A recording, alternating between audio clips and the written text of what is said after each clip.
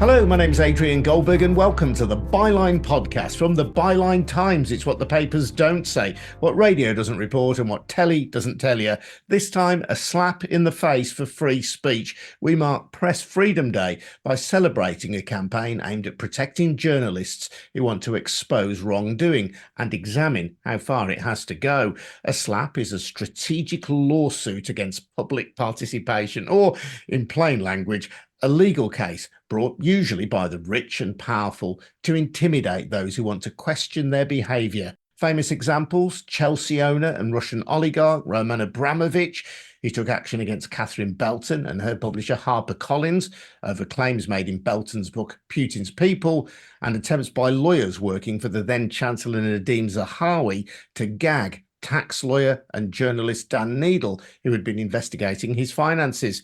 We're going to talk about this with Susan Coughtrie, who is co-chair of the Anti Slapp coalition, and Lexie Kirkconnell-Kawana, who is CEO of the press regulator Impress. Welcome to you both.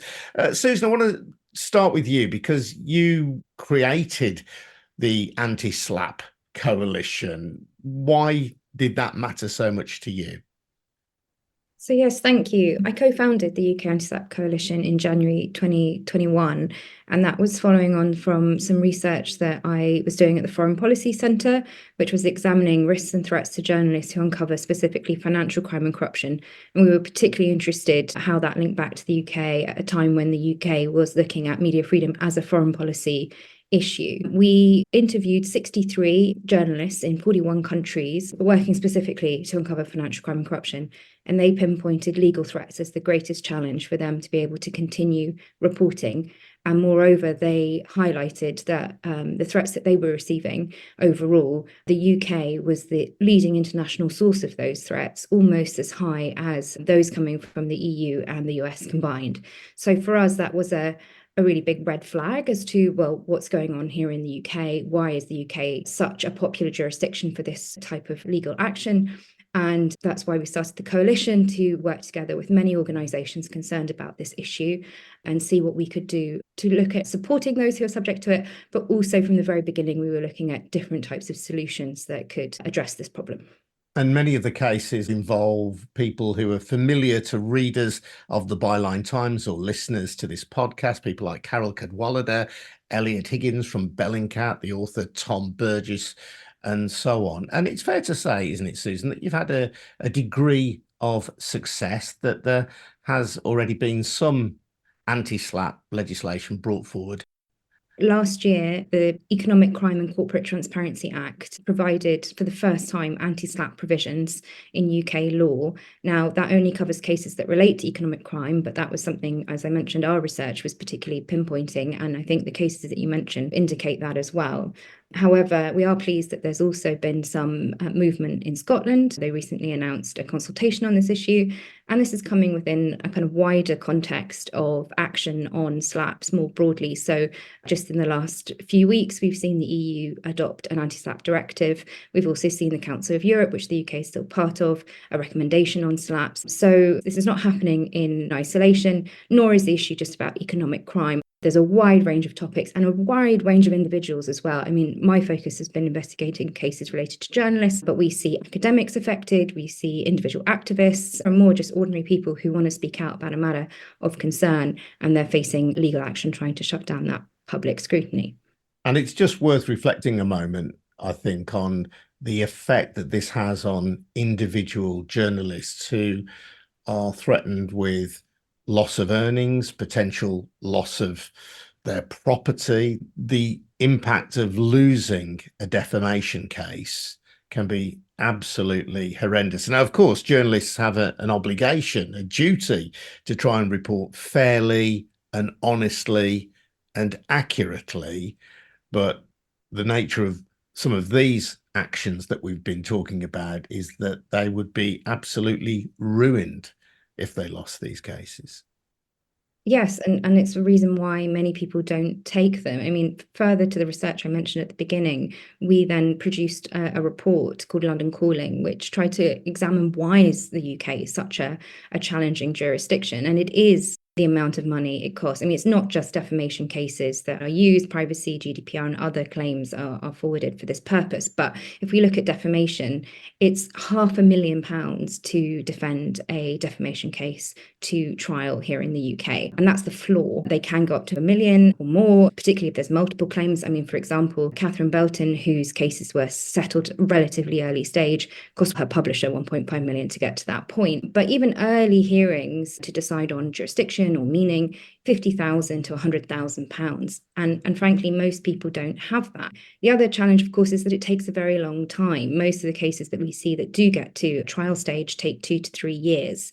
So you're tying up people in incredibly expensive, stressful, and lengthy processes, which is partly the aim of a SLAP, is not actually to really get to the truth. It's to exhaust someone into compliance. And then if they do that, you might even not know that there was a legal action or a legal challenge in the first place. So what you're left with is basically vacuums of information about matters that are really important for public interest, and we don't know about them.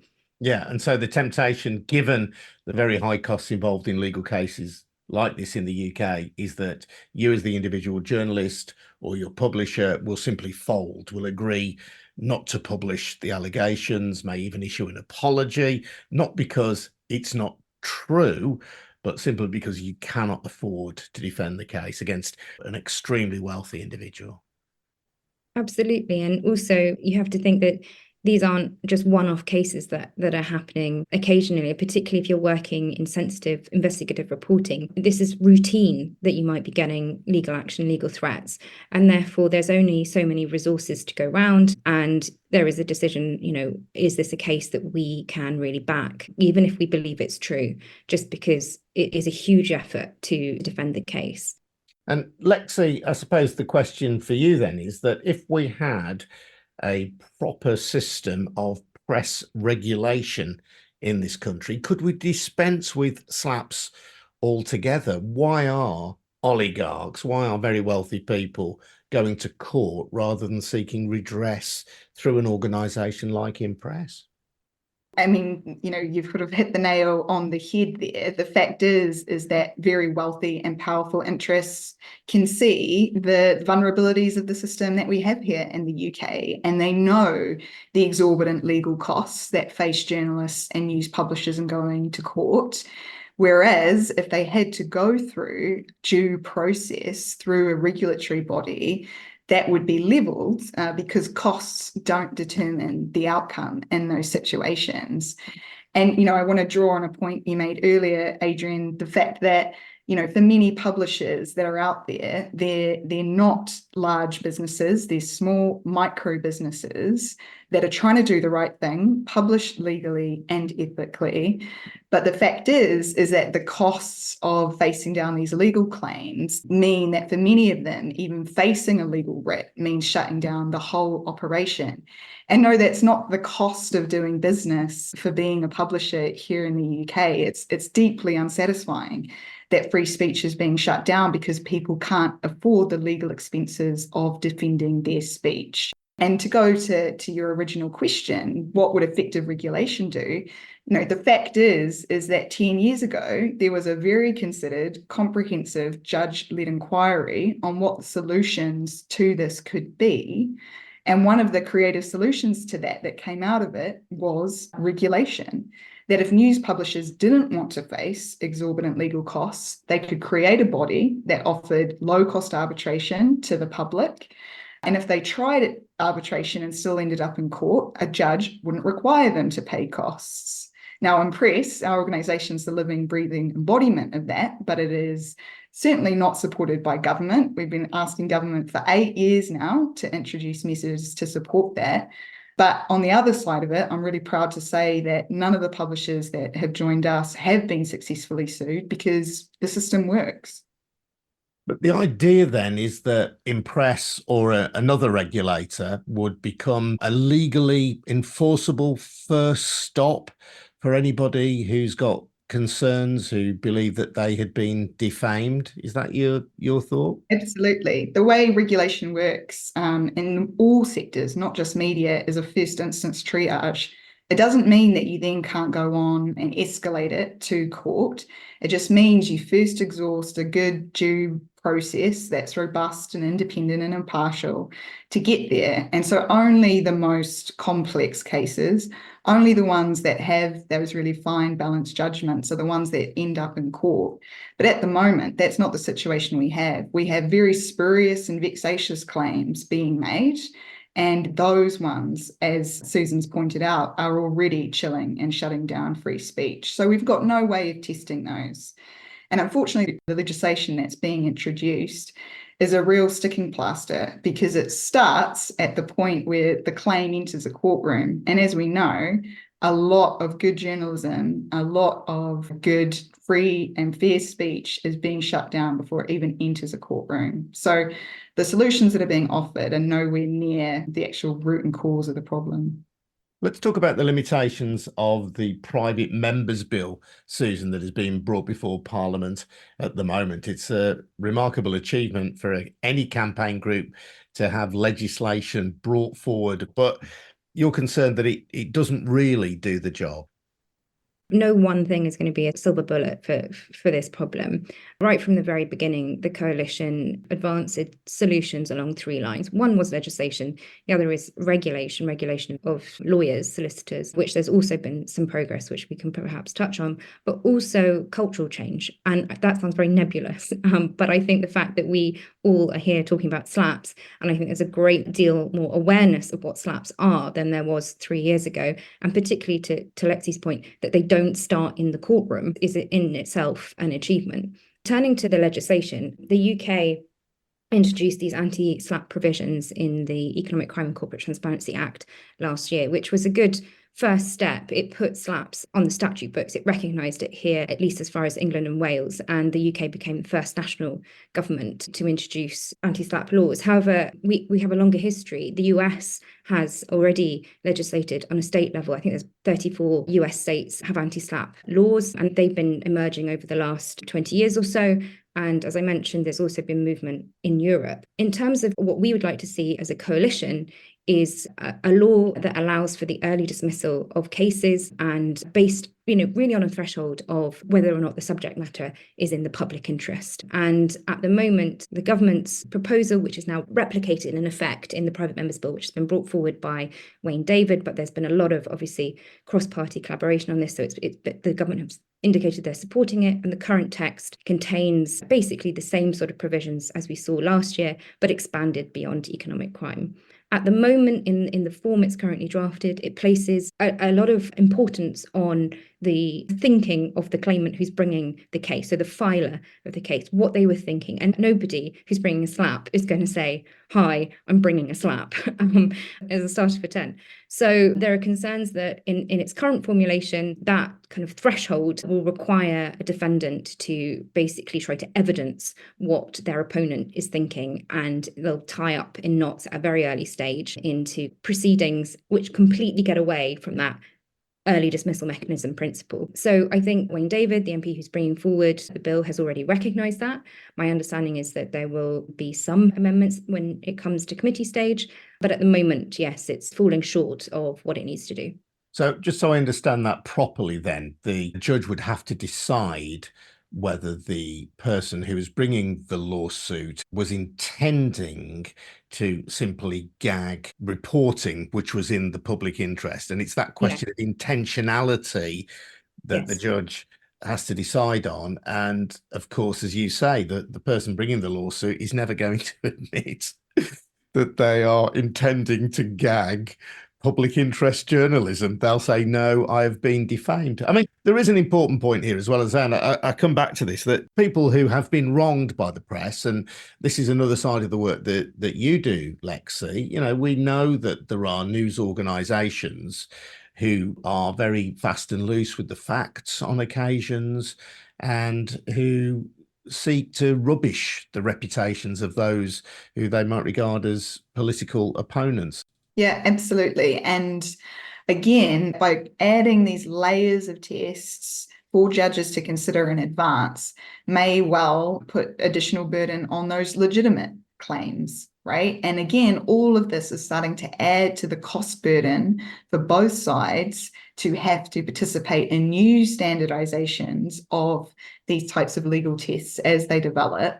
And the consequence of it is more cost on either side, rather than addressing these core upstream issues about the fact that on both sides you can have legitimate and vexatious intention. And if we had better triaging at the earliest stages of these matters, then you wouldn't be able to game the system by leveraging the costs in your favour one way or the other. If you're, a powerful news group on one side, intruding on the private lives of an individual, or if you're a powerful subject of reporting or a story who's trying to gag a independent and ethical journalist or speaker. And it's therein that I'm really concerned about the sort of out of touch nature of a lot of the decision makers here, and not appreciating what's happening on the ground, how the system's being weaponized, how cost burden is being weaponized, and again, not coming up with solutions to actually address that at the heart of it. I would just say, for those who aren't so familiar with the sort of anti-Slapp model, it brings in a early dismissal mechanism which cuts across any legislation that's being used to pursue a slap, which, as we mentioned, is defamation, but privacy and others. We're not going in and tinkering with those laws in and of themselves, and I think there would be much of an argument to do so from many quarters, particularly on the costs, because, as Lexie says, if there's somebody who has been targeted or wants to bring a claim, it's very expensive for the ordinary individual to do that as well. But I think what's very effective, particularly about the slaps, is that it's not just media. We've noticed recently with the coalition quite a few individuals who are leaving reviews on review websites for services they've received, and they're getting legal action. And so, this is a much wider picture than just media. And this is why it's so important now that we've got this universal law going forward, a standalone law. And because it needs to be something that's accessible to everybody and not just for media and not just on issues like economic crime, although, of course, that's my starting point. On the legislation that's been brought forward, Susan, it is, as you say, a private member's bill. Very often private members' bills are designed just to raise attention to a particular issue. But do you believe that this will become law in some form or another? Well, I think there is a good chance. The government had already committed in July 2022 to legislate on slaps. It always said with the economic crime provisions last year that was a first step. We were always told that parliamentary time was an issue. But at least here with the private members bill, it's been brought forward by a Labour MP, as I mentioned, but the government has indicated its support. And I think that is in line with what it said thus far about its intention to legislate in this area. It's just, for us, critical about how that legislation is formed and the final version, so that it can actually be effective and do what it says on the tin, basically, not just be something that's in name only. It has to be effectively implemented. And that's really what this kind of critical stage is about now. I think the other thing I'd really love to touch upon is just, funny enough, regulation of lawyers, because the legal process starts with legal letters that go from the claimant lawyer to the defendant and may never have got any further than that.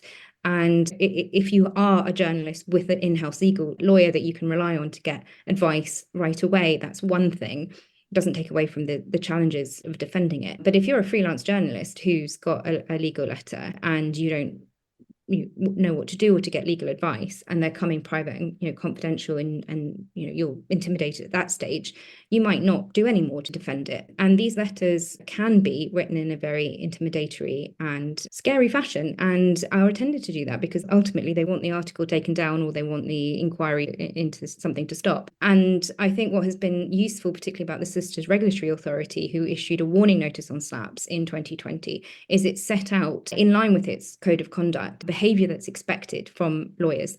And it's not conflating lawyers with their clients, but the tactics they choose to pursue on behalf of their clients, which I think is very important, and being more mindful of the tactics they use, particularly when writing to a big media organisation or an individual, for example. And we have heard that there has been some positive shift in tone about that. And I think it is probably because people understand now that what they write may be seen. So, yeah.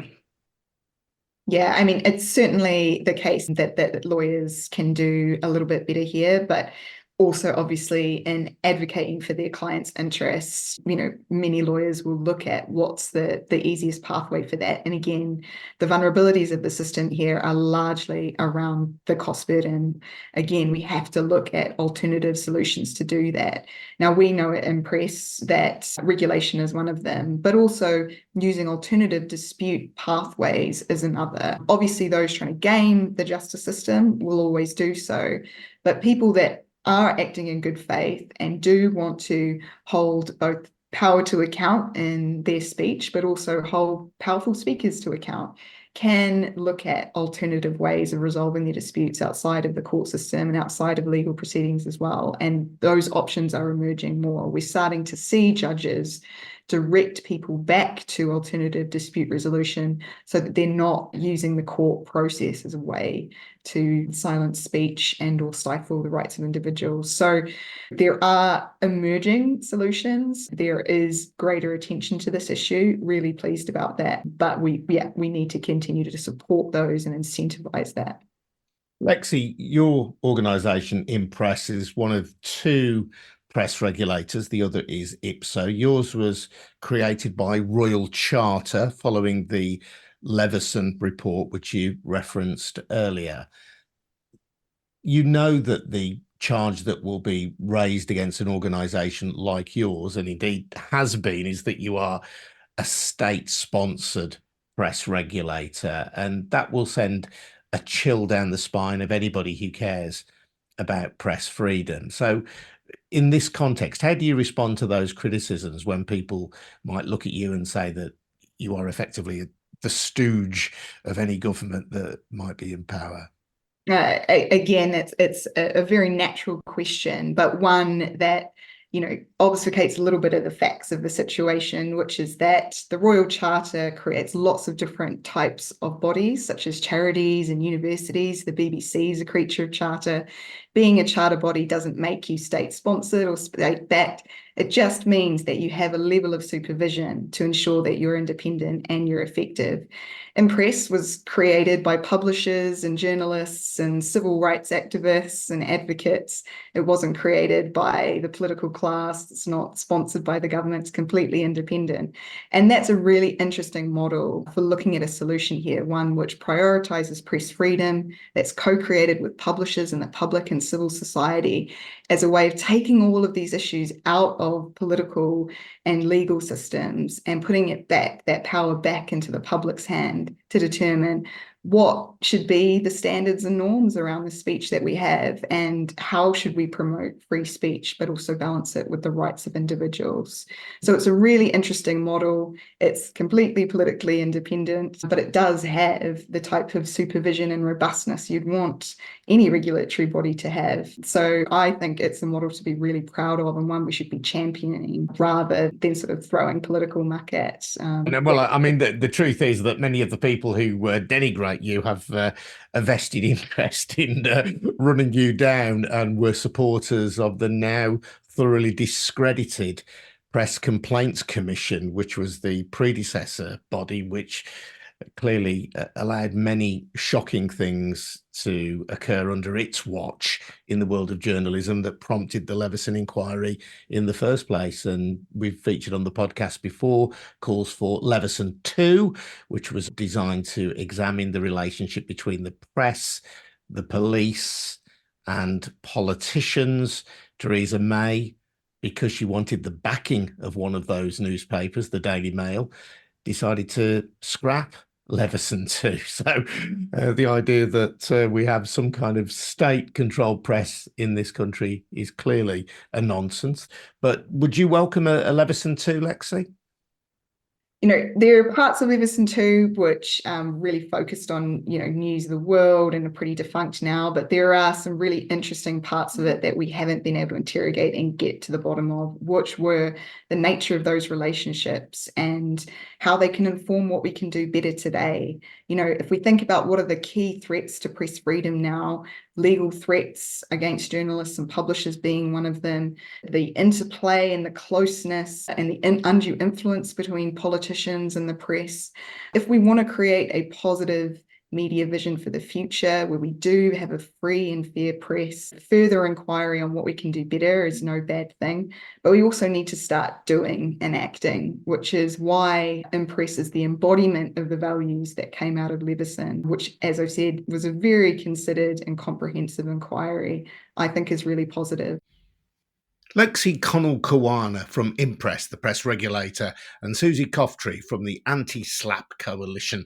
I'm Adrian Goldberg, and you've been listening to the Byline podcast. If you want to support our work, then please take out a subscription to the Byline Times. It is a brilliant monthly newspaper which contains the best of our online offerings with content that you can't read anywhere else. Do head over to bylinetimes.com and take out a subscription if you can. That's at bylinetimes.com. This has been a We Bring audio production made in Birmingham. We'll see you again very soon, but for now, goodbye.